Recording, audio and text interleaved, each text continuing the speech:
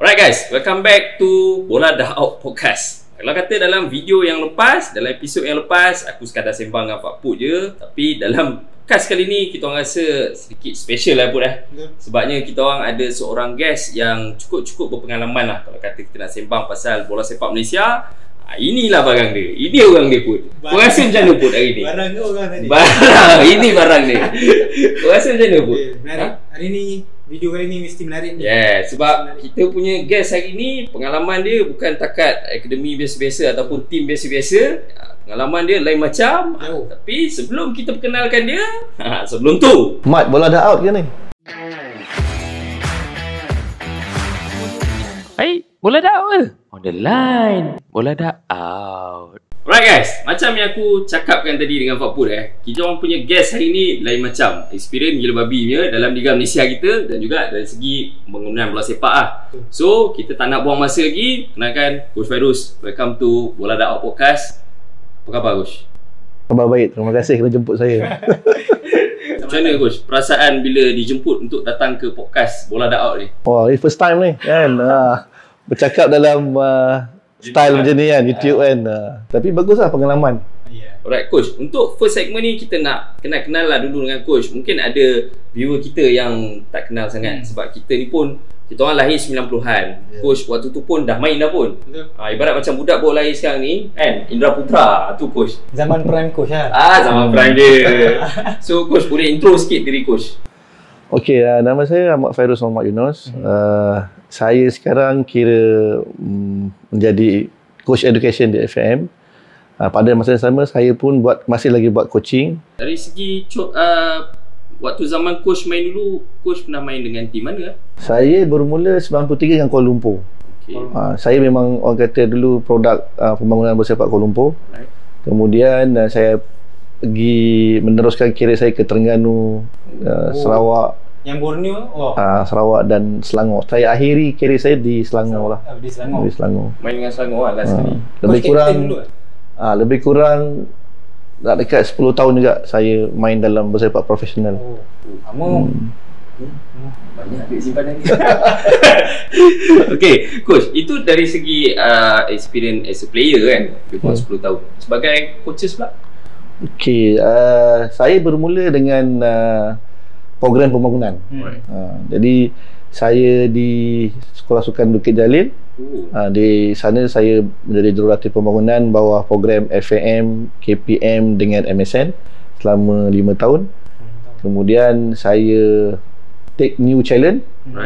Saya pergi ke Felda United. Masa tu Felda United baru dibuka, baru set up. So saya kat sana almost 2 tahun. Dan seterusnya bila dah dengan pembangunan ni dah lebih kurang 5, 6, 7 tahun, saya cuba diri saya ke peringkat senior. Ambil lah tim FA Cup masa tu, Rapid KL. Kemudian baru saya join Friends United Negeri Sembilan dan diakhiri dengan sekarang lah coaching education dengan FAM dengan FAM. So kita jumpa orang yang betul lah hari ni nak sembang pasal education dan juga development. Okay Coach, itu kita cerita waktu experience Coach lah, waktu main tu semua kan. Saya nak tanya Coach kalau kata zaman dulu zaman Coach main dulu apa perbezaan yang paling ketara yang Coach rasa zaman sekarang budak-budak dah tak rasa dah benda tu? Bagi saya lah, banyak saya rasa. Saya tengok memang banyak. Terutama cara pengajaran jurulatih dulu.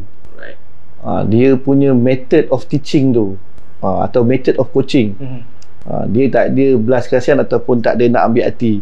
Kalau dia bagi tahu A tu, kalau dia marah memang dia marah. Niat dia untuk membetulkan kita lah.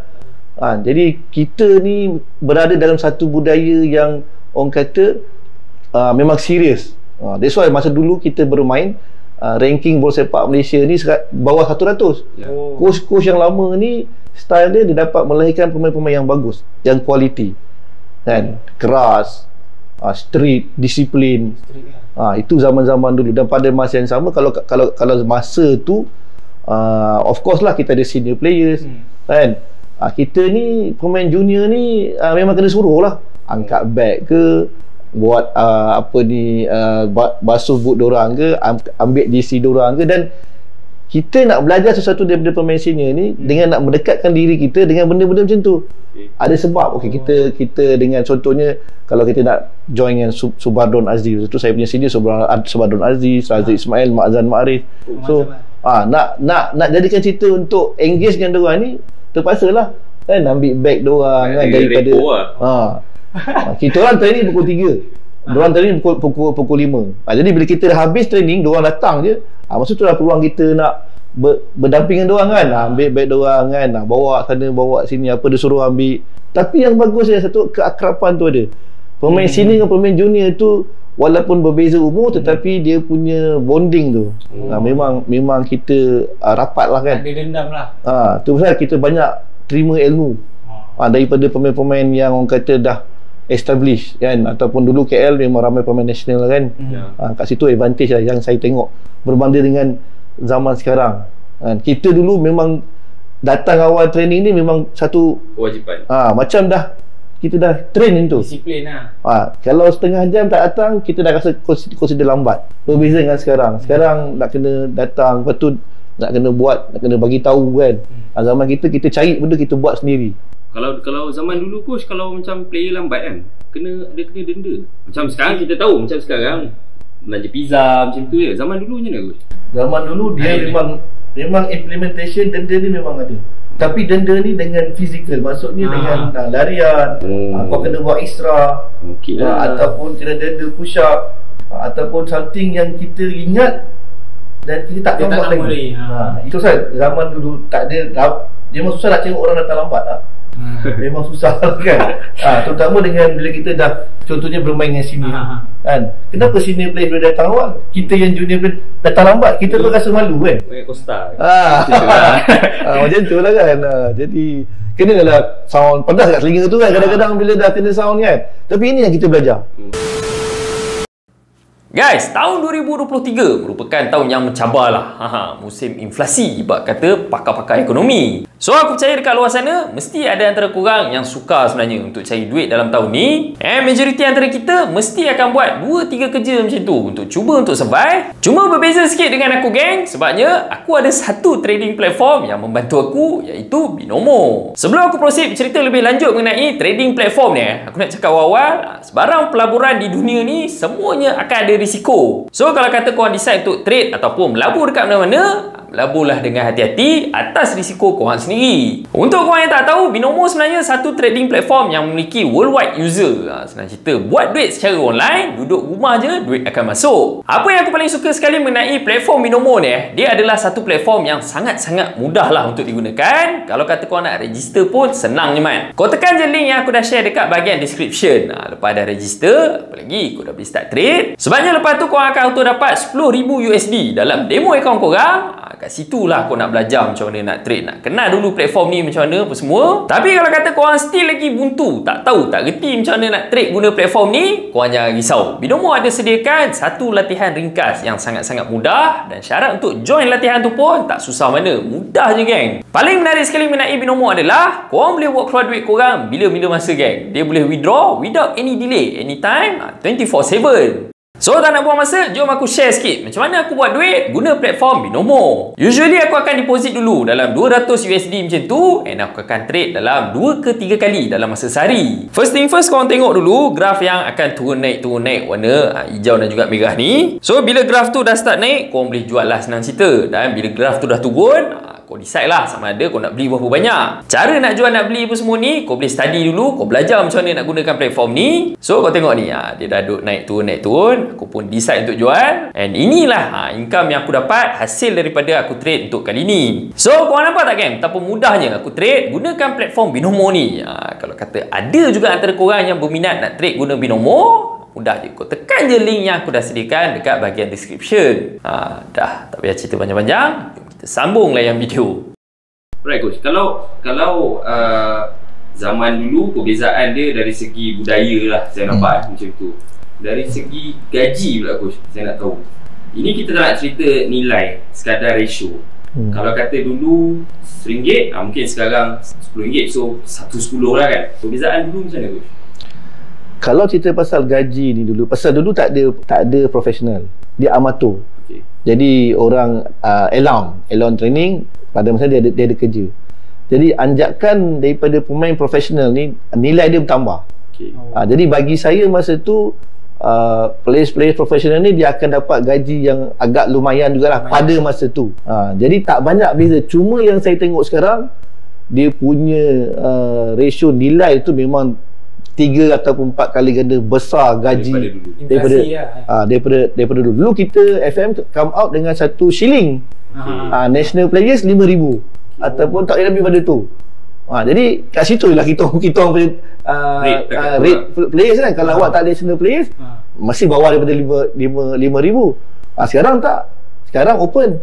Ikut dana sekarang. Siapa rasa nak bayar, rasa kau bagus, dia nak offer, dia offer kau tinggi. Masa tu coach ada kontrak tu dah ada dah? Ya, masa tu memang dah start lah. Saya kira kita orang ni kira batch pertama yang sign pro kontrak. 93. 92 masih lagi semi pro. 91 masih lagi semi pro. Kan orang kerja main bola. 93 FM start full professional. Kerja bola main bola. Kita orang batch pertama yang diwajibkan kerja bola saja. Dan ada kontrak. Bila cerita pasal zaman 93 94 ni kan. Kita orang baru lagi baby dia pun. Kau tak lagi. Okay, Gus. Waktu tu juga tak silap saya adalah zaman fasa gelap lah bola sepak Malaysia. Apa buki dan sebagainya kan. So kita orang nak tahu daripada orang yang hidup dan juga bermain daripada zaman tu. Waktu tu Gus, apa yang sebenarnya yang efek paling ketara buat tim yang ada player-player yang terlibat dengan kejadian itu? Yalah, kalau kita tengok zaman tu zaman gelap lah kan. Ini soal ketidakikhlasan ataupun dia rasa tak cukup, tamak. Kan? Saya tak nak mention nama, saya tak mention team. Kadang-kadang tim-tim yang tak bayar gaji, kita faham. Bermakna dia tak ada gaji, dia mungkin dalam keadaan tertekan dan terpaksa. Tetapi player-player yang dah menerima gaji, yang dah dijaga kebajikan, pasukan dia jaga kebajikan, tapi menerima juga benda ni, saya rasa itu yang merosakkan keseluruhan struktur bola sepak Malaysia lah pada masa tu. So kalau nak cerita buki ni pun aku rasa sampai hari ni pun masih lagi yang ada table. Yalah. Tahu dengan tak tahu je lah. Right coach, kita dah cerita zaman pemain ni. Aku nak tanya pula, sekarang ni kenapa sebenarnya, apa faktor sebenarnya yang menyebabkan coach decide untuk bersara? Tim yang terakhir pasukan Selangor kan. Waktu tu apa faktor utama coach? Dia bila dah mendapat kecederaan dan pada masa yang sama untuk mendapat tim bukan senang. Pasal kita bersaing dengan pemain muda. Jadi masa tu saya ada kecederaan di bahagian buku lali ataupun di ankle. So agak sukar untuk kita mengekalkan prestasi kita setiap minggu dan setiap bulan untuk menghadapi perlawanan demi perlawanan. Jadi fahamlah bila kita dah injured, mana ada management suka, mana ada coach suka. Satu kali game main, lepas tu 2-3 hari injured, seminggu injured, so kita terlepas the next game. So in the end of the day, orang cakap kita bayar gaji untuk main, management bayar gaji kita untuk main, tapi kita banyak duduk luar dan mendapat rawatan kecederaan. Jadi oleh kerana perkara inilah kan, saya rasa mungkin dah signal atau tanda-tanda mungkin saya kena bersara kan. Benda tu terpaksa kita hadapi dan kita admit. Aku dah tua dah, mungkin dah kena. Aku sekarang nak tanya aku, waktu tu kan, sebab coach ada share lah, main sehari, lepas tu 2 hari je tak main pun semua kan. Saya nak tahu coach, waktu tu ada tak macam coaches ke ataupun management team yang datang cakap, kau ni boleh main game tak boleh main kan? Kau ni aku bayar kau main yang jaga kan? Ada tak coach? Itu lembut. Itu itu management coaches yang tekan kan. Yang kita selalu cakap, kau ni mengambil yang berat kan? Aku bayar kau tinggal untuk apa? Kenapa kau duduk je kan? Kadang-kadang kita kena terima kan. Jadi ada lagi keras, ada lagi management yang memberi amaran kan. Jadi kat situlah tanda-tanda aku rasa pun kalau aku datang sini ataupun aku main tim ni, orang macam tak suka, kita pun sedar diri lah kan. Mungkin dah ujung ni kan, mungkin tahun ni last lah, macam tu lah, lebih kurang lah kan. Right. Coach, dari segi fasa transisi pula coach. Tadi kita dah sembang main kan. Sekarang kita nak sembang transisi pula. Saya nak tahu, hari pertama coach bukan lagi bergelar selaku pemain bola sepak profesional. Coach bangun tidur tu apa perasaan? Coach nak nangis rasa. Satu kehidupan yang malap gelap. Sebab kita tak tahu apa kita nak buat sekarang ni. Adakah kita nak bekerja pada umur 30 tahun, 31 tahun? Kita ada family, kita ada 2 anak. Masa tu saya baru dapat anak kedua. Jadi hari-hari tengok muka isteri pun tak tahu apa nak buat kan. Jadi ambil lesen C pada masa tu menyelamatkan saya lah.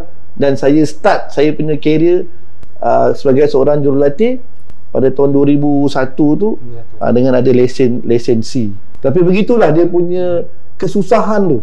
Daripada gaji yang beribu-ribu turun yang tak ada income. So dari segi pengalaman sebagai coaches kan, nak tahu juga first team yang coach bawa team apa? Itu yang saya masuk program di FAM lah, maknanya SSBJ. So waktu tu role dekat SSBJ selaku apa coach? Saya assistant coach kepada Coach Amin masa tu. Dan saya pun tak tahu apa itu program development. Saya dengar je orang cakap, so saya belajar kan macam mana nak develop pemain-pemain yang di level itu kan. Jurulatih pembangunan ni dah ada special sikit. Kalau kita masuk daripada habis main terus ke senior team ataupun kita masuk ke team senior, ilmu yang kita dapat tu lain. Tetapi bagi saya lah, saya rasa beruntung saya dapat seorang ketua jurulatih yang banyak membimbing saya. Pada masa saya banyak belajar tentang macam mana nak develop seseorang pemain daripada zero to hero. Right. Bila cerita pasal star ni kan, ini yang menarik pun. Siapa coach? Siapa player yang pernah dibimbing oleh coach ataupun zaman coach dekat SSBJ dulu dia ada dekat situ, yang sekarang ni dah jadi professional player, masih bermain? Ramai. Bagi saya sangat-sangat beruntung lah berada bersama satu kumpulan emas.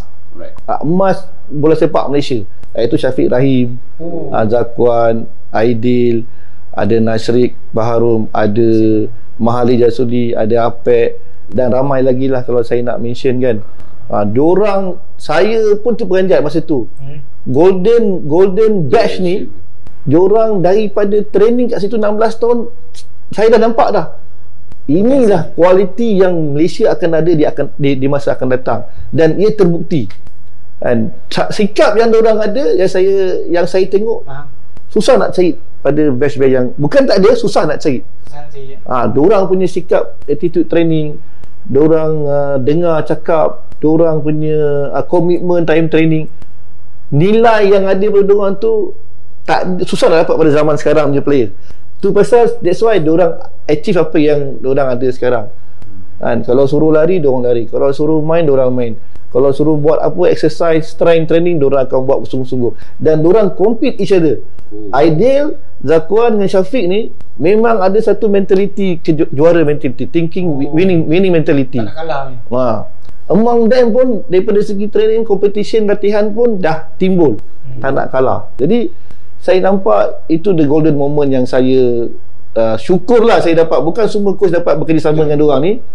Saya dapat. Dan sampai sekarang bila kita tengok diorang bermain di peringkat yang paling tinggi, kita dah dapat tahu inilah hasil dia. Dia work hard, they deserve to get there lah kan. Saya tengok bila Datuk Razak Gopal dapat membawa batch ni menjadi Sukan C juara pertama kali 2009. Setelah lama 1989, the last batch yang menang gold medal Sukan C iaitu tahun Lin Tiong Ki, Razak Ismail, Makzan Ma'arif dan Dola Saleh semua ni. The next yang dapat gold medal adalah zaman emas yang Aidil, Zakwan, Syafiq, iaitu Datuk Razak Gopal.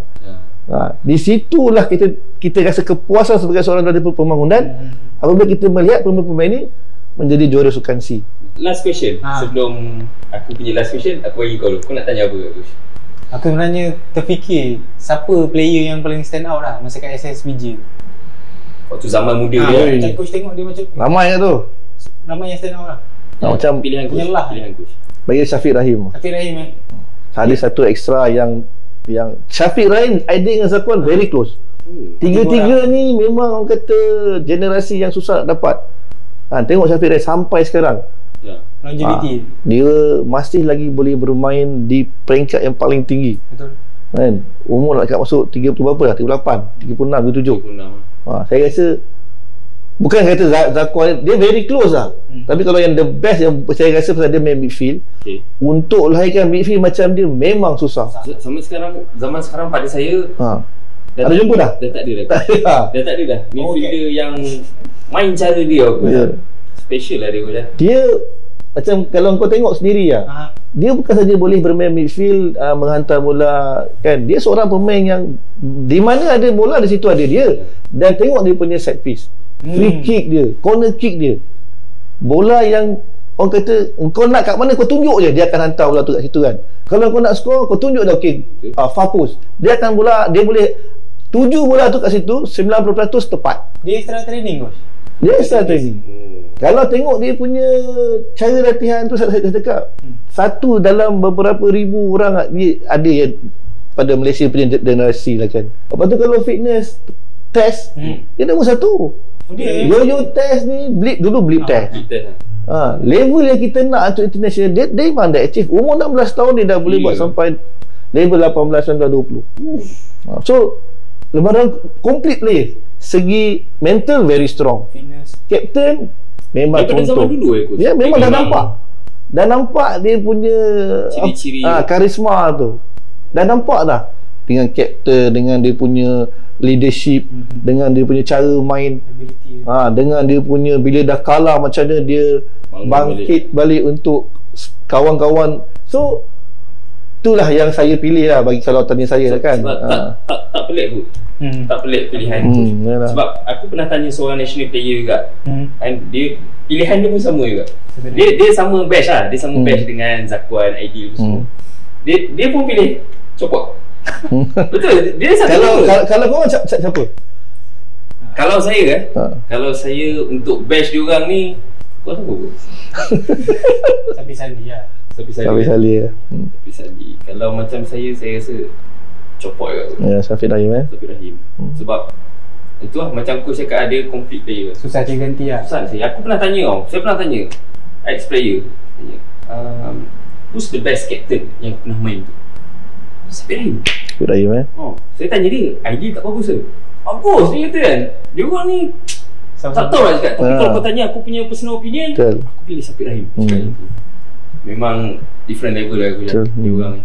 So Coach, terima kasih banyak-banyak sebab sudi bersama dengan saya dan juga Fakput dalam podcast Bola Dah Out, Coach.